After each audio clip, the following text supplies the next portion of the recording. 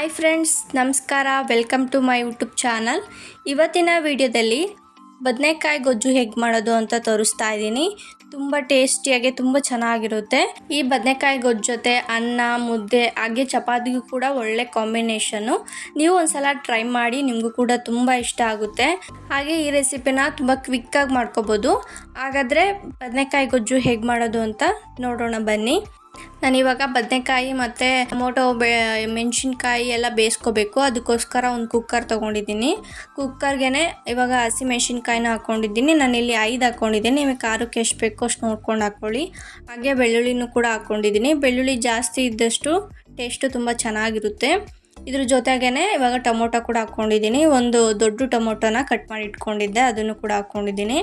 ಹಾಗೆಯೇ 2 medium size ಬದನೆಕಾಯಿನ cut ಮಾಡಿ ಇಟ್ಕೊಂಡಿದ್ದೆ, ಅದನ್ನು ಕೂಡ ಹಾಕ್ಕೊತಾ ಇದ್ದೀನಿ. ಸ್ವಲ್ಪ ಸಣ್ಣದಾಗೆ ಕಟ್ ಮಾಡ್ಕೊಂಡು ಹಾಕ್ಕೊಳ್ಳಿ, ಆವಾಗ ಬೇಗ ಬೇಯುತ್ತೆ ಮತ್ತು ಸಾಫ್ಟಾಗೂ ಕೂಡ ಬೆಂದಿರುತ್ತೆ. ಇವಾಗ ಸ್ವಲ್ಪ ರುಚಿಗೆ ತಕ್ಕಷ್ಟು ಉಪ್ಪು ಹಾಕ್ಕೊಂಡು ಹಾಗೆ ನೀರು ಹಾಕ್ಕೊಂಡು 1 ವಿಷಲ್ ಬರೋವರೆಗೂ ಕೂಗಿಸ್ಕೊತಾ ಇದ್ದೀನಿ. 1 ವಿಷಲ್ ಹಾಕಿದರೆ ಸಾಕಾಗುತ್ತೆ, ಬೆಂದ್ಬಿಡುತ್ತೆ. 1 ವಿಷಲ್ ಕೂಗಿಸ್ಕೊಂಡಿದ್ದೀನಿ. ನೋಡಿ, ಇವಾಗ ಚೆನ್ನಾಗಿ ಸಾಫ್ಟಾಗಿ ಬೆಂದಿದೆ. ಇವಾಗ ಚೆನ್ನಾಗಿ ಸ್ಮ್ಯಾಶ್ ಮಾಡ್ಕೋಬೇಕು. ನೀವು ನೀರು ಜಾಸ್ತಿ ಹಾಕಿದರೆ ನೀರು ತೆಗೆದುಬಿಡಿ. ನೀರು ಇವಾಗ ನಾನು ಕರೆಕ್ಟಾಗಿ ಹಾಕ್ಕೊಂಡಿದ್ದೀನಿ, ಅದಕ್ಕೆ ಹಂಗೆ ಸ್ಮ್ಯಾಶ್ ಮಾಡ್ಕೊತಾ ಇದ್ದೀನಿ. ಚೆನ್ನಾಗಿ ನುಣ್ಣಗಾಗೋವರೆಗೂ ಸ್ಮ್ಯಾಶ್ ಮಾಡ್ಕೊಳ್ಳಿ. ಜಾಸ್ತಿ ನುಣ್ಣಗೆ ಮಾಡ್ಕೊಳ್ಳೋಕೆ ಹೋಗ್ಬೇಡಿ. ಕೆಲವೊಬ್ರು ಮಿಕ್ಸಿಗೆ ಹಾಕ್ಕೊಂಡ್ಬಿಡ್ತಾರೆ. ಮಿಕ್ಸಿಗೆ ಹಾಕ್ಕೊಳಕ್ಕೆ ಹೋಗ್ಬೇಡಿ, ಈ ಥರ ಸ್ಮ್ಯಾಶ್ ಮಾಡ್ಕೊಳ್ಳಿ, ತುಂಬ ಚೆನ್ನಾಗಿರುತ್ತೆ.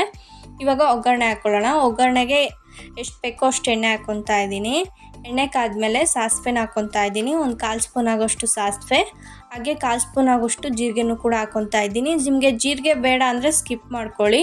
ಜೀರಿಗೆ ಇದ್ದರೆ ಟೇಸ್ಟು ಒಂಥರ ಚೆನ್ನಾಗಿರುತ್ತೆ. ಜೊತೆಗೇ ಇವಾಗ ಕರಿಬೇವನು ಕೂಡ ಹಾಕ್ಕೊಂಡಿದ್ದೀನಿ. ಹಸಿ ಕರಿಬೇವನ್ನೇ ಹಾಕ್ಕೊಂಡಿದ್ದೀನಿ.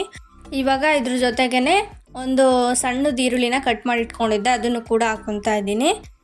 ಇವಾಗ ಈರುಳ್ಳಿ ಎಲ್ಲ ಚೆನ್ನಾಗಿ ಫ್ರೈ ಆಗೋವರೆಗೂ ಫ್ರೈ ಮಾಡ್ಕೊತಾ ಇದ್ದೀನಿ.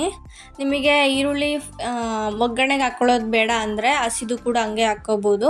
ಒಗ್ಗರಣೆಗೆ ಹಾಕಿದರೆ ಟೇಸ್ಟ್ ತುಂಬ ಚೆನ್ನಾಗಿರುತ್ತೆ, ಹಸಿದು ಕೂಡ ತುಂಬ ಚೆನ್ನಾಗಿರುತ್ತೆ. ನಿಮಗೆ ಹೆಂಗೆ ಬೇಕೋ ಆ ಥರ ಮಾಡ್ಕೊಳ್ಳಿ.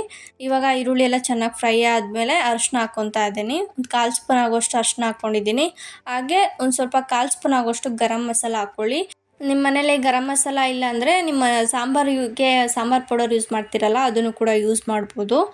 ಈ ಥರ ಗರಂ ಮಸಾಲ ಇಲ್ಲ ಸಾಂಬಾರು ಪೌಡರ್ ಹಾಕೋದ್ರಿಂದ ಬದನೆಕಾಯಿ ಗೊಜ್ಜು ಟೇಸ್ಟು ತುಂಬ ಚೆನ್ನಾಗಿರುತ್ತೆ. ಇವಾಗ ಚೆನ್ನಾಗಿ ಮಿಕ್ಸ್ ಮಾಡ್ಕೊಂಡಾದ್ಮೇಲೆ ಸ್ಮ್ಯಾಶ್ ಮಾಡ್ಕೊಂಡಿರೋಂಥ ಬದನೆಕಾಯಿ ಮತ್ತು ಟೊಮೊಟೊದು ಇತ್ತಲ್ಲ, ಅದನ್ನು ಹಾಕ್ಕೊಂಡು ಇವಾಗ ಚೆನ್ನಾಗಿ ಮಿಕ್ಸ್ ಮಾಡ್ಕೊತಾ ಇದ್ದೀನಿ. ಸ್ವಲ್ಪ ಹೊತ್ತು ಒಂದು ಕುದಿ ಬರೋವರೆಗೂ ಕುದಿಸ್ಕೋಬೇಕು, ಆವಾಗಲೇ ಗೊಜ್ಜು ಚೆನ್ನಾಗಿರೋದು. ನೋಡಿ, ನಿಮಗೆ ನೀರಿನ ಸ್ವಲ್ಪ ಬೇಕು ಅಂತ ನೀರು ಹಾಕ್ಕೊಂಡು ಮಾಡ್ಕೊಳ್ಳಿ. ಇವಾಗ ಕೊತ್ತಂಬರಿ ಸೊಪ್ಪನ್ನ ಹಾಕ್ಕೊಂಡು ಸ್ವಲ್ಪ ಮಿಕ್ಸ್ ಮಾಡ್ಕೊತಾ ಇದ್ದೀನಿ. ಫೈನಲ್ ಆಗಿ ಬದನೆಕಾಯಿ ಗೊಜ್ಜು ರೆಡಿಯಾಗಿದೆ. ಯಾವಾಗಾದರೂ ಬಾಯಿ ಕೆಟ್ಟಿರುತ್ತಲ್ಲ, ಆ ಟೈಮಲ್ಲಿ ಈ ರೆಸಿಪಿನ ಟ್ರೈ ಮಾಡಿ. ತುಂಬ ಸ್ಪೈಸಿಯಾಗಿ ತುಂಬ ಚೆನ್ನಾಗಿರುತ್ತೆ. ನಿಮಗೂ ಕೂಡ ತುಂಬ ಇಷ್ಟ ಆಗಿ ತುಂಬ ಇಷ್ಟಪಟ್ಟು ಕೂಡ ತಿಂತೀರಾ. ನಿಮಗೆ ಅನ್ನಕ್ಕೆ ಬೇಕಂದ್ರೆ ಅನ್ನಕ್ಕೆ ಮಾಡ್ಕೊಳ್ಳಿ, ಇಲ್ಲ ಮುದ್ದೆಗೆ, ಚಪಾತಿ, ನಿಮ್ಗೆ ಯಾವುದಕ್ಕೆ ಬೇಕಾದರೂ ಮಾಡ್ಕೊತೀನಿ. ಒಳ್ಳೆ ಕಾಂಬಿನೇಷನ್ನು, ತುಂಬ ಸ್ಪೈಸಿಯಾಗಿ ತುಂಬ ಚೆನ್ನಾಗಿರುತ್ತೆ. ನೀವು ಒಂದ್ಸಲ ಟ್ರೈ ಮಾಡಿ, ನಿಮಗೆ ಇಷ್ಟ ಆದರೆ ಹಾಗೆ ಹೇಗಿತ್ತು ಅಂತ ಕಮೆಂಟ್ ಮಾಡಿ. ಇದೇ ಥರ ರೆಸಿಪೀಸು ನನ್ನ ಚಾನಲಲ್ಲಿ ತುಂಬ ಅಪ್ಲೋಡ್ ಮಾಡಿದ್ದೀನಿ, ಒಂದ್ಸಲ ಹೋಗಿ ಚೆಕ್ ಮಾಡಿ. ಹೀಗೆ ನನ್ನ ಸಪೋರ್ಟ್ ಮಾಡ್ತಾಯಿರಿ. ಹಾಗೆ ನೀವೇನಾದರೂ ಫಸ್ಟ್ ಟೈಮ್ ನನ್ನ ಚಾನಲ್ ನೋಡ್ತಾ ಇದ್ದರೆ ಪ್ಲೀಸ್ ಸಬ್ಸ್ಕ್ರೈಬ್ ಮಾಡಿಕೊಂಡು ಸಪೋರ್ಟ್ ಮಾಡಿ. ಈ ವಿಡಿಯೋ ನಿಮಗೆ ಇಷ್ಟ ಆಗಿದ್ದಲ್ಲಿ ಪ್ಲೀಸ್ ಲೈಕ್ ಮಾಡಿ ಮತ್ತು ಶೇರ್ ಮಾಡಿ. Thank you for watching the video.